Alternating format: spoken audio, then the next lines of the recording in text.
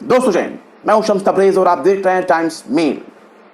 Israel के लिए इतवार का दिन बहुत अच्छा नहीं रहा, क्योंकि इजरायली नागरिक सड़क पर उतरकर नेतन्याहू के खिलाफ पुरजोर एहतजाज कर रहे हैं, पुरअमन एहतजाज कर रहे हैं, विरोध प्रदर्शन कर रहे हैं और अपने बंधक बनाए गए लोगों को वापस लाने की मांग कर रहे हैं। और इसका मतलब यह है कि वो दबाव बना रहे हैं इसराइल पर, इसराइली हुकूमत पर, कि वो गाजा में हमास के साथ सीज फायर करे और बंधक बनाए गए अपने नागरिकों को वापस लाया जाए, क्योंकि कई लाशें बरामद हो चुकी हैं जो कई महीने पुरानी थी, सड़ी गली थी, जिसमें यह साबित हुआ है कि इजरायली नागरिक मारे गए।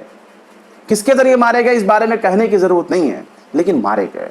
उनके लिए डिमांड हो रही है कि जल्द से जल्द इसराइल हमास के साथ सीज फायर समझौता करे और अपने नागरिकों को वापस लाने की कोशिश हो।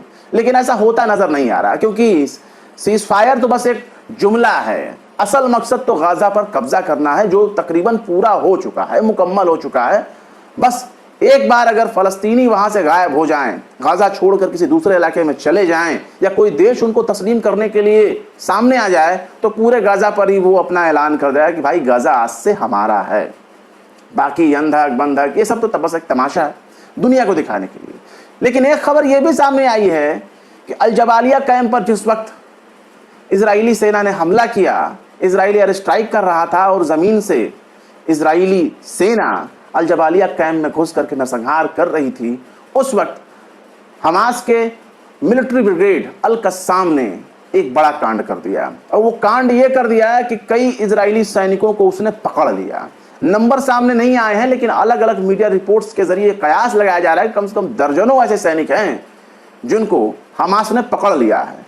मतलब सैनिक हैं और उनको पकड़ लिया है, और पकड़ पकड़ कर उनको अपने सुरंगों के भीतर खींच करके ले जाने की तस्वीरें भी सामने उसने दी है, पेश की है।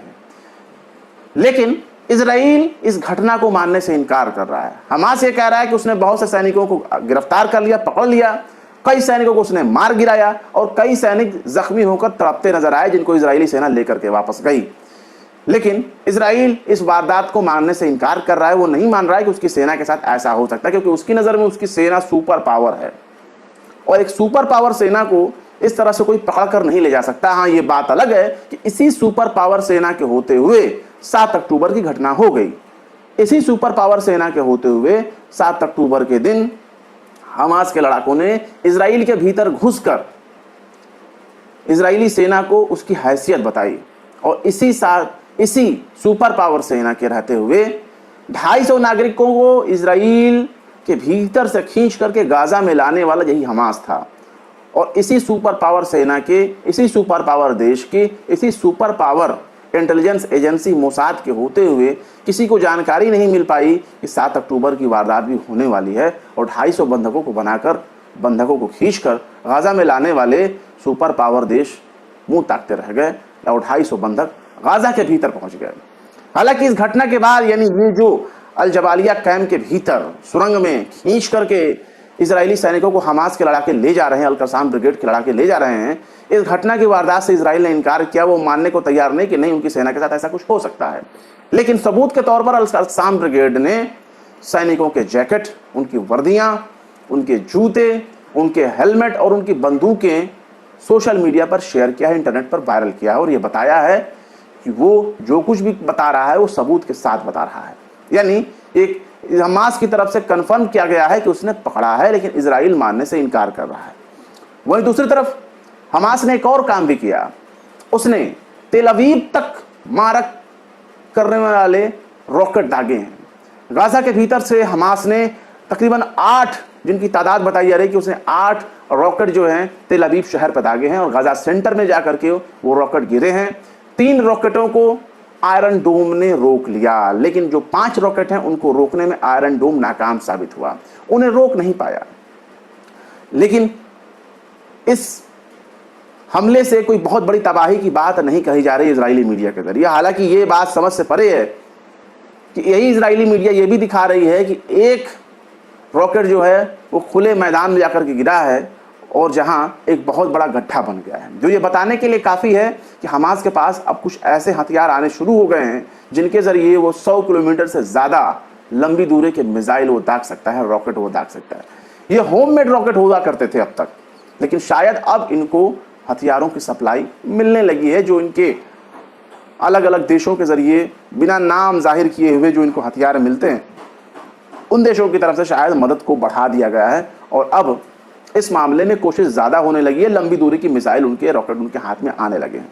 इससे पहले हमने आपको बताया था कि यमन ने भी अमेरिका के कई MQ-9 रिपर ड्रोन को मार गिराने का दावा किया था। यहाँ तक कि उसने कई तस्वीर भी सोशल मीडिया पर शेयर किया था और जिसमें बताया था कि हाँ, उसके पास मारने की ताकत है। MQ-9 ड्रोन, जो अमेरिका का MQ-9 रिपर ड्रोन कहा जाता है, जिसमें 250 करोड़ की लागत से उसको तैयार किया जाता है, जो 1800 किलोमीटर दूर तक उड़ान भर सकता है। लेकिन उसे यमन ने ठोक दिया, उसे मार दिया, उसे गिराना शुरू कर दिया।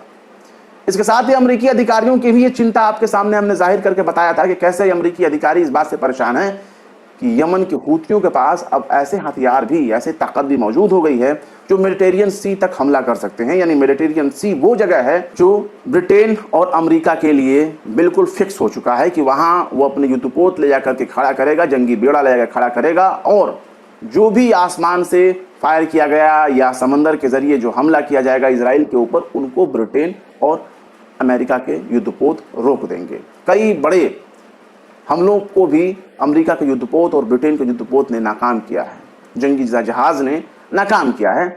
लेकिन अमेरिका के लिए इस बात की चिंता बढ़ गई है कि अब हूती पहले के ज़्यादा मजबूत हो रहे हैं। लेकिन ये तो हम नई बात देख रहे हैं कि हमास के पास 100 किलोमीटर से ज़्यादा लंबी दूरी के रॉकेट आ गए हैं। हालांकि ये भी माना जा रहा है मीडिया रिपोर्ट्स में कि जनवरी के बाद कभी ऐसा मौका नहीं आया था जब हमास के पास इतने लंबी दूरी के मिसाइल आ जाएं या रॉकेट आ जाएं। पर यहाँ ये भी सवाल उठता है कि इजराइल भी इन मामलों को नज़रअंदाज नहीं कर रहा। इन हमलों के बाद लगातार इजराइल रफा के भीतर अपने हमले तेज करता जा रहा है और अब तक 100 से ज़्यादा गाज़ा के इलाके में लोग मारे जा चुके हैं और गाज़ा का जो रफा इलाका है वहाँ भी 40 लोगों की सोमवार की सुबह मारे जाने की खबर सामने आई। यह बहुत ही दर्दनाक खबर है, लेकिन दुनिया ताक रही है, मुंह देख रही है, तमाशा देख रही है। रफा पर हमला ना करने के लिए international court of justice ICJ की तरफ से आदेश दिया गया है इजराइल को, लेकिन इजराइल दिखा रहा है ठेंगा ठेंगा ठेंगा, नहीं मानता वो। क्यों?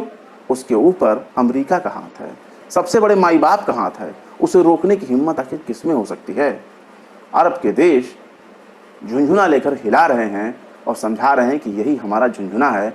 जब जब कोई बड़ा वारदात होगा हम इस झुंझुने का नाम रख देंगे निंदा और निंदा निंदा हिलाते रहेंगे। फिलहाल क्या कहेंगे इस खबर के बारे में कमेंट बॉक्स में जरूर बताएं। फिर मिलते हैं किसी और वीडियो में एक नई खबर के साथ। शम्स तबरेज को दीजिए इजाजत। जय हिंद। अगर अभी तक आपने हमारे चैनल टाइम्स मेल को सब्सक्राइब नहीं किया है तो जल्दी से सब्सक्राइब कर दें और बेल आइकन भी प्रेस कर दें।